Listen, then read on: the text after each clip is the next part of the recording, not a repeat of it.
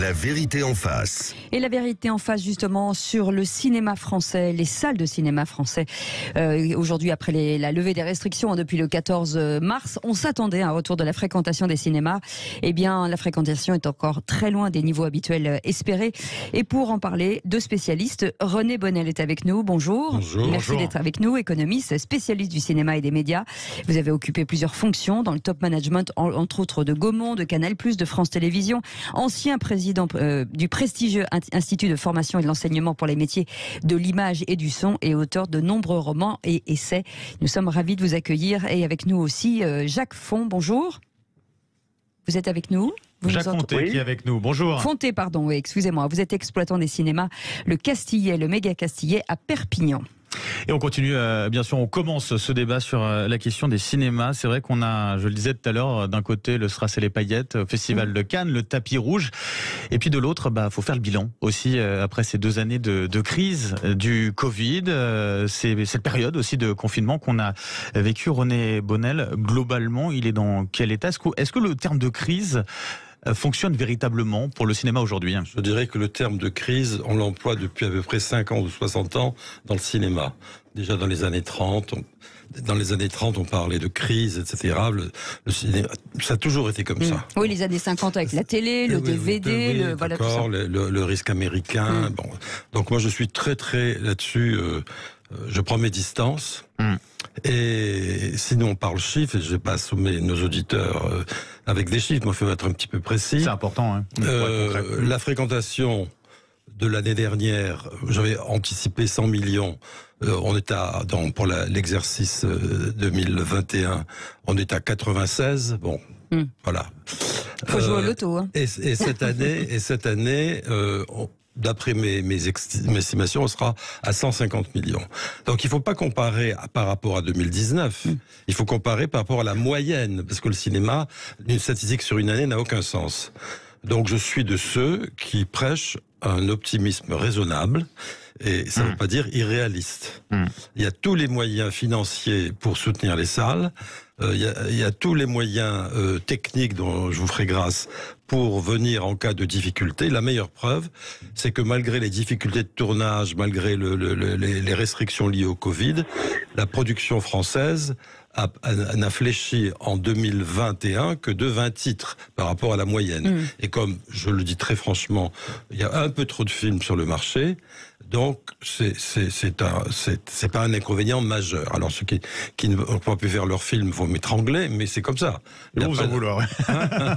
On a compris. Jacques Fonté, exploitant justement des cinémas, le Castillet et le Méga Castillet à Perpignan. Vous concrètement sur la fréquentation, ça donne quoi justement depuis, on va dire, la reprise après cette crise du Covid que vous avez vécue, qu'on a vécue?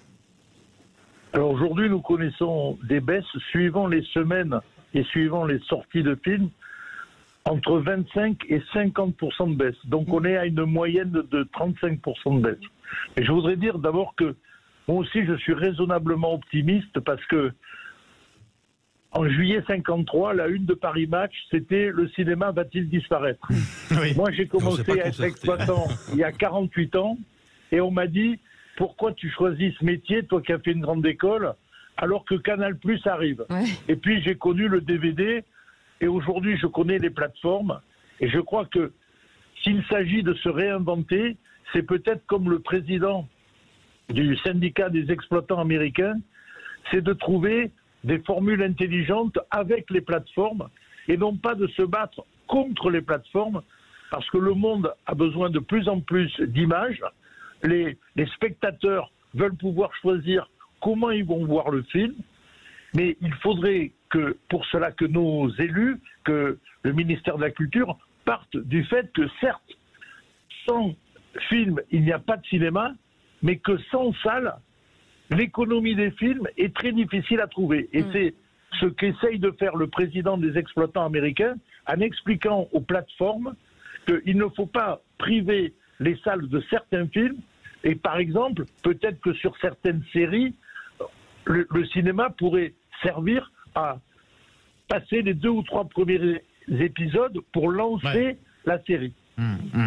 René Bonnel, on y vient justement à cette question des plateformes aussi, cette concurrence ou pas avec le cinéma. Pour vous, il y a plutôt une complémentarité encore à trouver? Oui, ouais. Il y a deux choses à dire. D'abord, un petit rappel historique que moi j'ai vécu personnellement, c'était Canal+. Et Canal+, dit-on, ça peut se discuter, fait chuter la fréquentation dans les salles parce que les gens pouvaient avoir accès, etc. Donc, et c'est vrai qu'on est arrivé à un creux historique, puisque avant la création de Canal+, on était à 180 millions d'entrées, et on est arrivé en 91 à un creux inférieur à 120 millions. Mais parallèlement, Canal+ a injecté tellement de moyens dans le cinéma, et la création du studio, etc., que petit à petit, la profession, et c'est son honneur, a réussi à remonter par une politique de modernisation des salles, etc., etc. Et on a retrouvé, en 10 ans, des niveaux de fréquentation supérieurs avant la création du Canal+. Donc ça veut dire que l'effet, entre guillemets, Canal+ sur la fréquentation a été non seulement effacé, mais on s'est amélioré. Je ferai moi le même pari que pour les plateformes. Mais donc, allez-y. Pardon, est-ce que ça veut dire que rien ne remplacera finalement l'expérience dans une salle de cinéma, même si vous regardez chez vous? Je suis un premier défenseur de la salle. C'est-à-dire que la salle, c'est doit être un sanctuaire. Il est actuellement de 4 mois. Il y a avec des dérogations. Moi, je suis pas exploitant, mais je suis pas très favorable aux dérogations. Donc, c'est 4 mois. Et là, c'est une façon de créer la valeur ajoutée imaginaire à une œuvre. Donc, même si les jeunes habitués au petit écran voient plus trop la différence, puisqu'ils regardent sur des smartphones des films. Mais non, et ça, c'est très important. C'est une formidable caisse de résonance dont Cannes se fait le porte-drapeau et la résonance. Bon. Et puis, à côté de ça, il y a une première chose. Une deuxième chose très importante, et il y a les moyens de le faire, c'est que le CNC a eu jusqu'ici, Centre du cinéma, le cinéma a eu une politique très nataliste. C'est bien pour la création. C'est l'aide à la création, pour ceux qui connaissent pas. C'est l'aide à la création, entre autres. La création, 60 premiers films par an, le quart de la production française. Donc la création est renouvelée et c'est une bonne chose. Mais si vous regardez les statistiques, mais hélas, et ça ne concerne pas que le cinéma français, 70% des films mise à l'affiche ne dépasse pas 100 000 entrées France. Donc, et que les 30 premiers films font quasiment 60% des entrées. Et il en sort entre 600 et 700. Donc, et j'arrête. Et là, si vous voulez, la loi, c'est la salle. Le succès en salle, c'est l'exception, l'échec, c'est la règle. Et ça, c'est dommage, et on peut y remédier. Non, parce qu'on va donner aussi la parole à Jacques Conté, qui est avec nous depuis Perpignan, qui vous écoute aussi, qui est avec nous, bien sûr, sur Sud Radio. On le rappelle, exploitant les cinémas Le Cassier et le Méga Cassier, donc du côté de Perpignan. Jacques Conté, vous souscrivez à ce que disait justement à l'instant René Bonnel sur le fait que on a certains films à l'affiche qui font des cartons, et puis la majorité où c'est plus compliqué de remplir les salles. Oui, de toute façon, je ne peux pas nier ce qu'il dit, c'est la vérité des chiffres, il a parfaitement raison. Après, il faut regarder chaque exploitation de cinéma qui est extrêmement différente.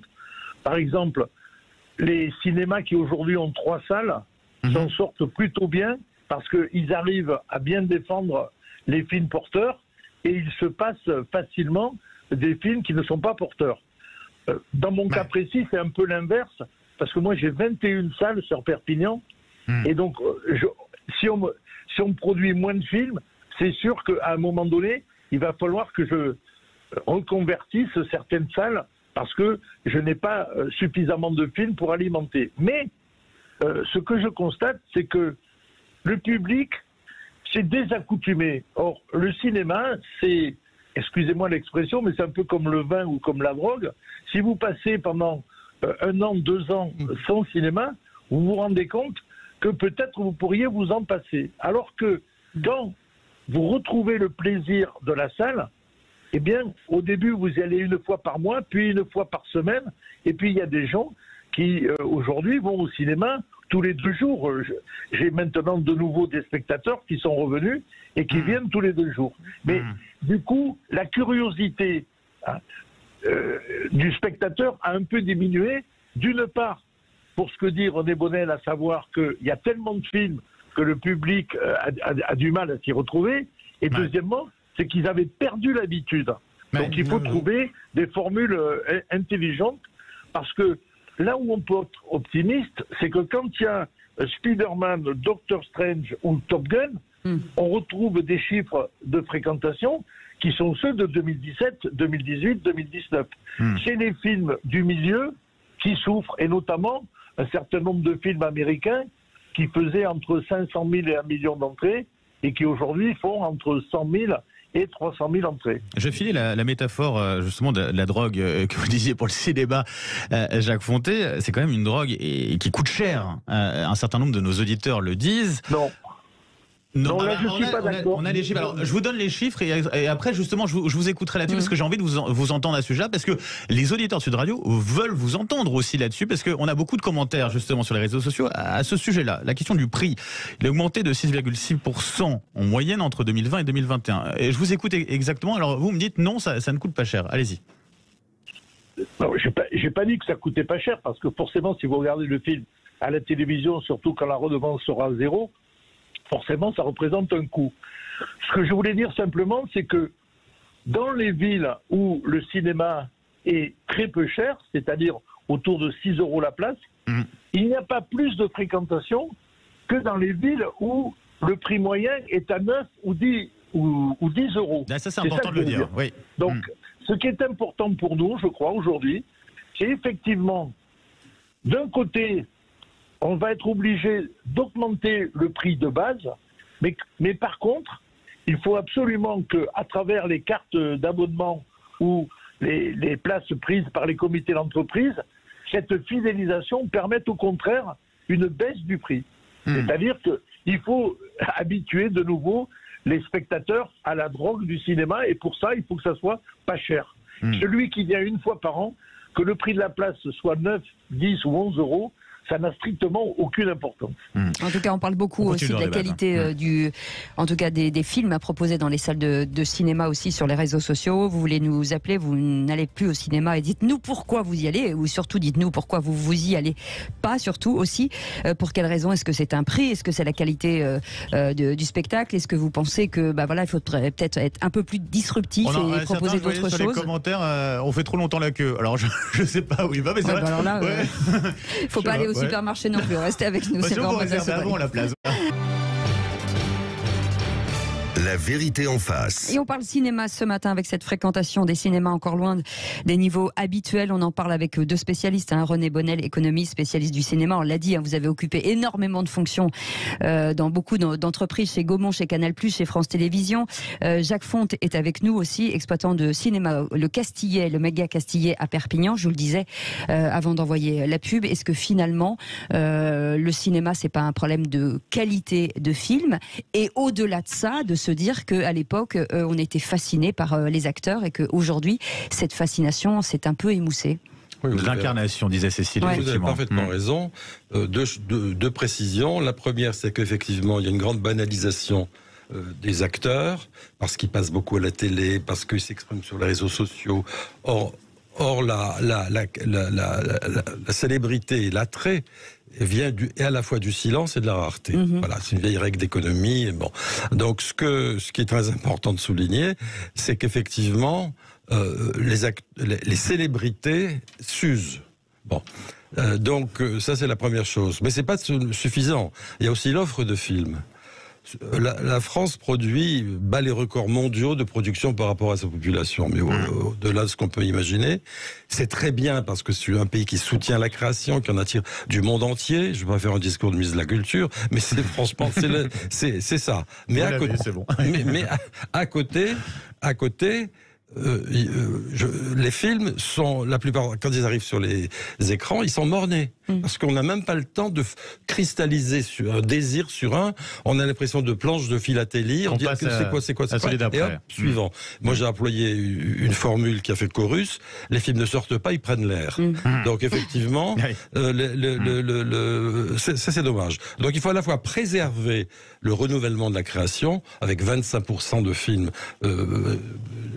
première œuvre, c'est bien. Et de l'autre côté, renouveler les contenus par des valeurs ajoutées plus fortes à l'écran. Et regardez les grands succès qu'il y a eu en France, il y en a une dizaine, depuis le sens de la fête avec le regretté Jean-Pierre Bacri, jusqu'à le film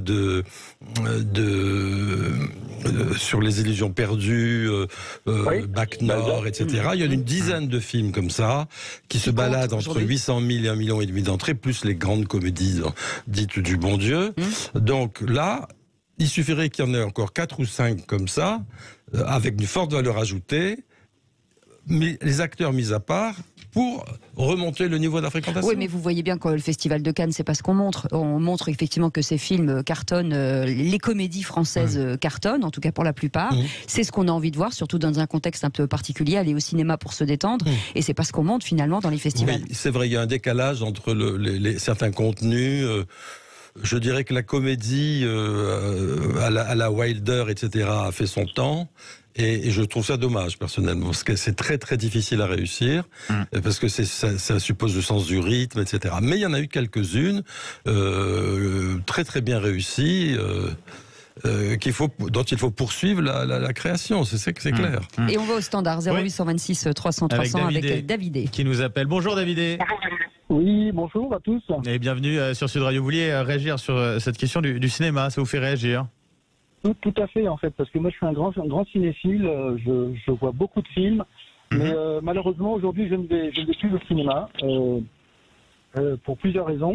Et la raison principale, c'est par rapport au placement, à ce que j'appelle moi le placement de produits idéologiques qui me dérange. Donc dans le cinéma français, par exemple, tous les films que j'ai vus récemment et que même que je vois après à la télévision, j'ai l'impression qu'on essaye de nous mettre une idéologie de force. Et ça, je ne supporte pas. Donc, par exemple, pour vous donner un exemple concret... vous pensez à quoi, Bac Nord ou Rodéo qui fait polémique Non, Bac Nord, j'ai été le voir au cinéma. Là, j'ai pas eu. Vous avez bien aimé? Ouais. J'ai bien aimé, surtout, j'ai pas senti qu'on essayait de mettre quelque chose... Sur quel exemple, Davidé, par exemple? Pour être un peu concret, pour qu'on vous suive. Alors, l'exemple concret, c'est donc le film que j'ai été voir il n'y a pas longtemps avec mon fils. Donc, par rapport à lui, j'ai été voir Batman. Parce que lui, c'est un grand fan des films de ce style, que moi, par contre, je ne supporte pas trop. Et donc, dans Batman, après 10 minutes à peine du début du film, il y a un des deux acteurs principaux qui dit à l'autre j'ai toujours été amoureux de toi. Et, enfin, voilà, des choses qui...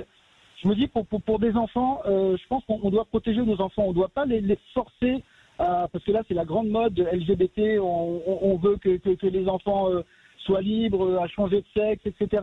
Donc, bon, chacun fait ce qu'il veut, mais moi, pour mes enfants, je veux les protéger par rapport à ça. Vous n'avez pas envie de vous sentir imposer ces questions-là quand vous allez au cinéma? Exactement. Okay. Je veux les laisser eux choisir. Et le plus rigolo de l'affaire, c'est que, donc, après 10 minutes, je me suis dit, bon, ça me saoule, je sors. Le film dure 2 heures, je me dis putain qu'est-ce que je vais faire pendant 2 heures. Donc j'avais la chance d'être dans un multisalle. J'ai fait une chose qui n'est pas très recommandée, c'est d'aller dans une autre salle. Donc j'ai été voir le film, dernier film de Jean-Jacques Heno, Notre-Dame brûle. Donc parce que le sujet aussi m'intéressait. Donc c'est un très beau film tout ça. Et malheureusement pareil, on nous met d'idéologie où on voit le gentil migrant, on voit. Enfin il y a 2 ou 3 choses qui m'ont un petit peu dérangé. Et j'ai vraiment été déçu. Je me dis, c'est quoi ce cinéma? C'est plus possible. Davidé, oui, excusez-moi. On va faire réagir justement à vos propos. Restez avec nous. Merci de nous avoir appelés au 0826 300 300 sur Sud Radio, Davidé. On va faire réagir celui qui est au contact aussi, justement, avec des clients. Avec ceux qui vont au cinéma, en l'occurrence Jacques Fonté du côté de Perpignan. Vous l'entendez, ce discours-là? Ça parvient à vos oreilles, cette question d'un cinéma peut-être un peu trop idéologisé par moment? Franchement, pas du tout. Et puis, les rares fois où je l'ai entendu, c'est plutôt en sens inverse. C'est-à-dire que, vous voyez, donc c'est pas du tout la même chose. Ceci dit, il y a toujours eu des gens qui se sont aperçus que le cinéma était un fantastique outil de propagande, et donc ça paraît pas complètement surréaliste que des gens essayent de faire passer des idées à travers des films. Et pourquoi on aurait le droit en littérature ou dans les journaux ou à la radio et au cinéma, non. Nous, notre travail, c'est de proposer les films qui sont faits dans les meilleures conditions. Et ce que je voudrais dire, c'est que il y a aujourd'hui, grosso modo, 2 styles de cinéma. Il y a le cinéma de divertissement et le cinéma d'art et essai recherche. Ouais. Dans le premier, je pense qu'il faut qu'on améliore encore le confort, mais aussi la technologie. J'en veux pour preuve que nous avons fait une salle MX 4D, vous savez, avec les fauteuils qui bougent, la neige, la pluie, le vent. Pluie, oui. Nous faisons payer 6 € de plus la place, et tous les gens qui sortent de la salle nous disent: ah ben c'est vraiment pas cher pour le spectacle qu'on a eu. Pour l'expérience, oui. Voilà, pour l'expérience. Autant une place à 10 €, ils trouvent que c'est un peu cher, autant là, à 16 €, ils trouvent que c'est pas cher du tout. Oui, parce qu'ils deviennent acteurs, finalement. Je pense qu'on doit aller vers des salles plus technologiques, les salles Dolby, les salles ICE, les salles IMAX, les salles MX 4D. Let's Screen, des gens passés de meilleurs. Et de notre côté, dans le cinéma à réessayer, on organise de plus en plus de venues de réalisateurs, de venues de critiques de cinéma, et on fait énormément de débats.